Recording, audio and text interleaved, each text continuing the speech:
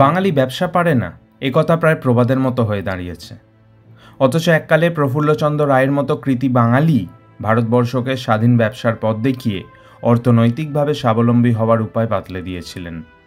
এমন অজস্র পণ্য আজও ভারত এবং বহির্ভারতের বাজারে ব্যাপক জনপ্রিয়, যেগুলির উৎপত্তি হয়েছিল কোনো না কোনো বাঙালি উদ্যোগপতির হাত ধরেই।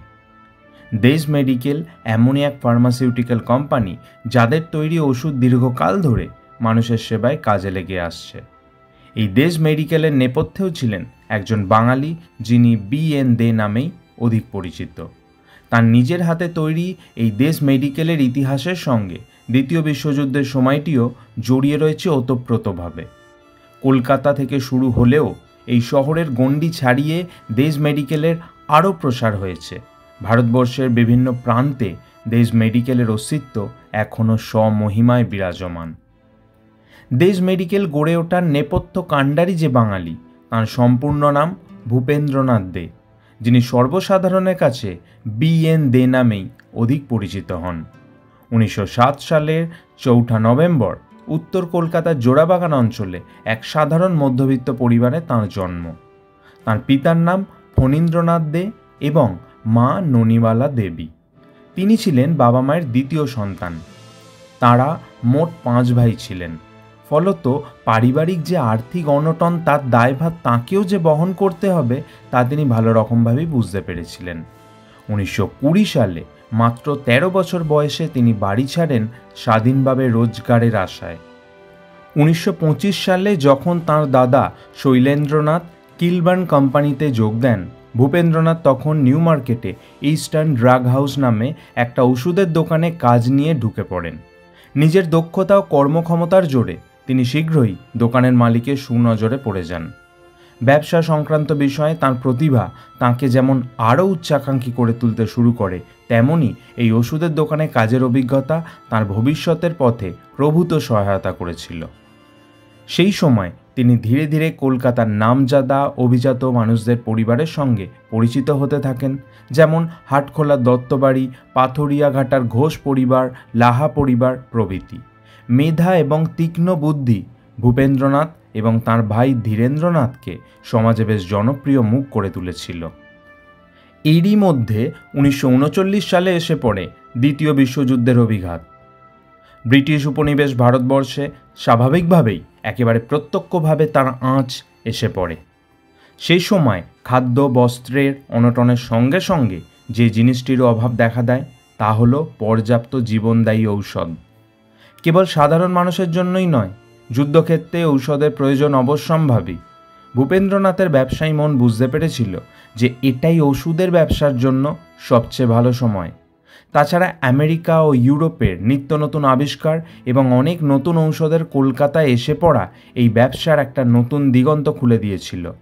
সেই সময় নিউ মার্কেটের উক্ত ওষুধের দোকানের মালিক ভূপেন্দ্রনাথকে দোকানটি কিনে নিতে বলেন, কারণ তিনি যথাযথভাবে আর সেই দোকান চালাতে পারছিলেন না।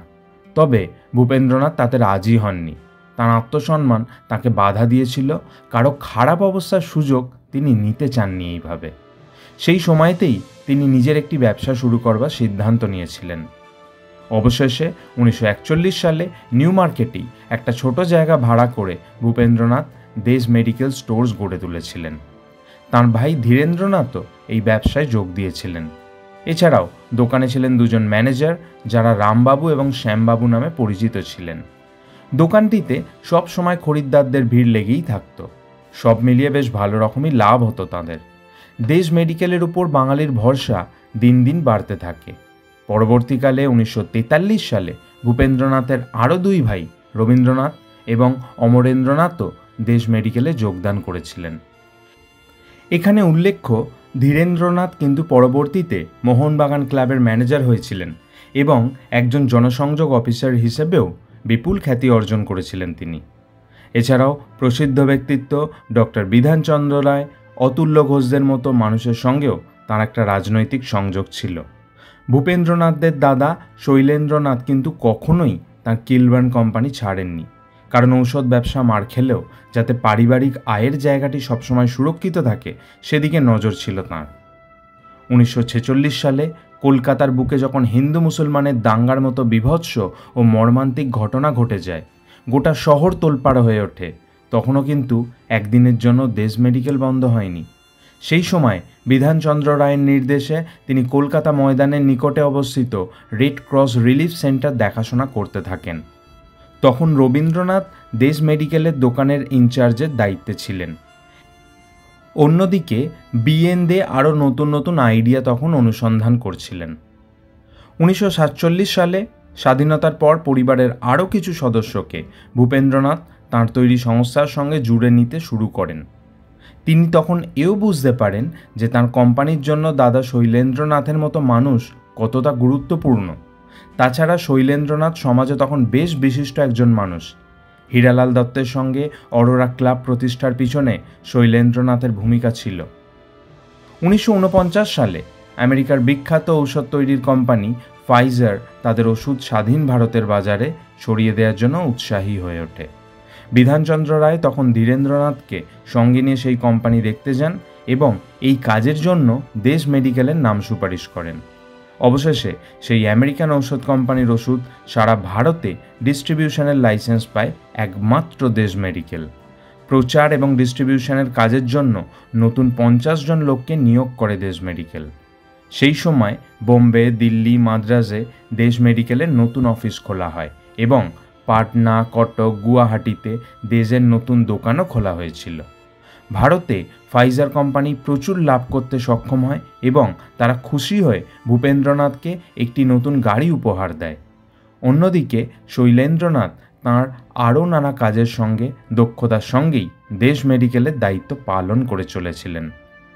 1956 সালে আমেরিকার সেই ওষুধ কোম্পানি সিদ্ধান্ত নেয় যে ভারতেই তারা তাদের ওষুধ তৈরি করবে। ফলে সেই 50 জন লোকের চাকরির প্রয়োজন ফুরলেও ভূপেন্দ্রনাথ কিন্তু তাদের বরখাস্ত করে দেননি। সেই সময় বিধানচন্দ্র রায়ের আশীর্বাদ নিয়ে বিএন দে নিজে ওষুধ তৈরির একটি কোম্পানি প্রতিষ্ঠার সিদ্ধান্ত নেন। দেশ মেডিকেলের দোকানের পিছন দিকেই একটা ছোট্ট ঘরে ওষুধ তৈরির কারখানা তৈরি করা হয় এবং দেশ মেডিকেল তখন সালফার ড্রাগ তৈরি করতে শুরু করে।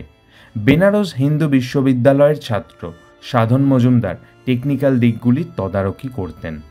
ভূপেন্দ্রনাথ দিল্লি যান স্বাস্থ্যমন্ত্রকের কাছ থেকে ড্রাগ তৈরির লাইসেন্স জোগাড় করার জন্য। ভূপেন্দ্রনাথ 3 দিনের মধ্যে 8 বিঘা জমি কিনেছিলেন বন্ডেল রোডের ধারে। সেখানে ফ্যাক্টরি নির্মাণ করে 7 মাসের মধ্যে প্রথম ব্যাচের ওষুধ তৈরি করে তারা স্বাস্থ্যমন্ত্রকের কাছ থেকে লাইসেন্স পেয়েছিল। 1958 সালের 15ই জানুয়ারি স্বয়ং বিধানচন্দ্র রায় সেই ফ্যাক্টরিটি উদ্বোধন করেছিলেন। বেনারস হিন্দু বিশ্ববিদ্যালয় ও যাদবপুর বিশ্ববিদ্যালয় থেকে কৃতী ছাত্রদের আহ্বান জানিয়েছিলেন ভূপেন্দ্রনাথ, যাতে ওষুধের মান কখনোই খারাপ না হয়। 1960 সাল নাগাদ বিএন দে জানাসি নামের একটি ইতালিয়ান মেশিন কেনবার পরিকল্পনা করেন এবং যাদবপুর থেকে আসা এক ছাত্রকে সঙ্গে নিয়ে ইতালি যান সেই মেশিন ক্রয় করতে। মেশিনটি আজও বন্ডেল ফ্যাক্টরিতে সক্রিয় রয়েছে। 1962 সালে স্ট্রাঙ্ক নামক একটি জার্মান মেশিন এনেছিলেন ভূপেন্দ্রনাথ, যেটি পেনিসিলিন ইনজেকশন তৈরিতে কাজে লাগে। এটাই পূর্ব ভারতের প্রথম অটোমেটিক পেনিসিলিন প্ল্যান্ট। বিদেশের নানা জায়গায় বহুবার গিয়েছেন ভূপেন্দ্রনাথ। ইংল্যান্ড থেকে তিনি 17টি মানেস্ট্রি মেশিন এনেছিলেন খুব দ্রুত উৎপাদন শক্তি সম্পন্ন রোটা প্রেস মেশিন। ধীরেন্দ্রনাথও বহুবার ব্যবসার জন্য বিদেশে গিয়েছেন, কিন্তু সবসময় সমস্ত প্রয়োজনীয় সিদ্ধান্ত নিতেন ভূপেন্দ্রনাথ। 1967 সাল নাগাদ দেশ মেডিকেলের কারখানায় শ্রমিক অসন্তোষ দেখা দিয়েছিল, কিন্তু ভূপেন্দ্রনাথ এবং ধীরেন্দ্রনাথ খুবই দক্ষ হাতে গোটা ব্যাপারটিকে সামলেছিলেন।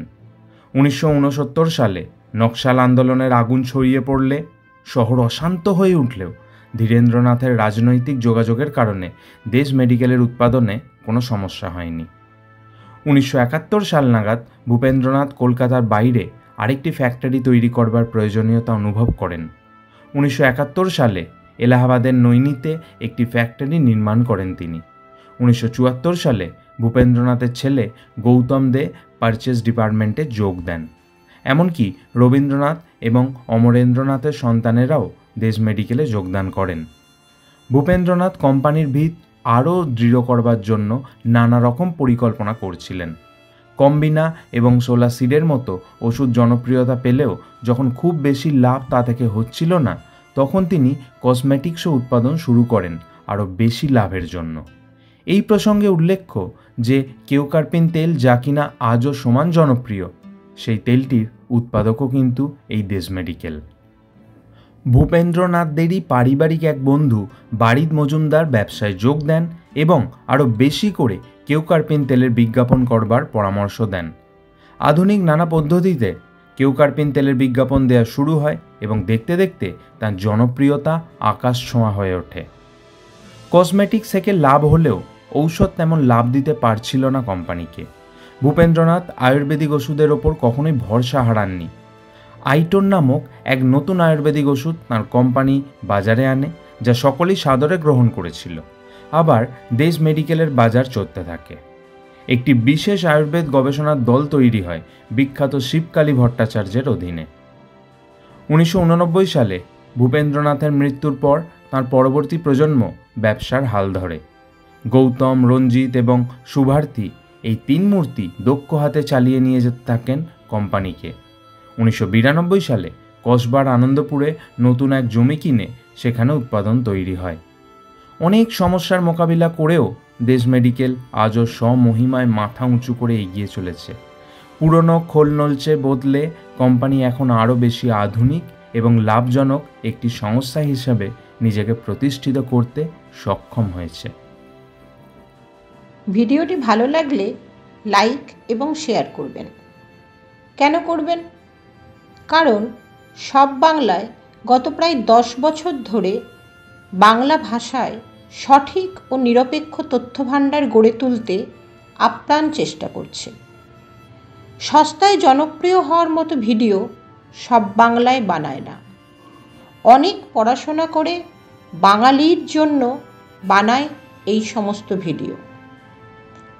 আগামী প্রজন্মের জন্য বাংলা ভাষাকে বাঁচিয়ে রাখার জন্য এই ধরনের কাজে আপনার একটি লাইক ও শেয়ার মূল্যবান।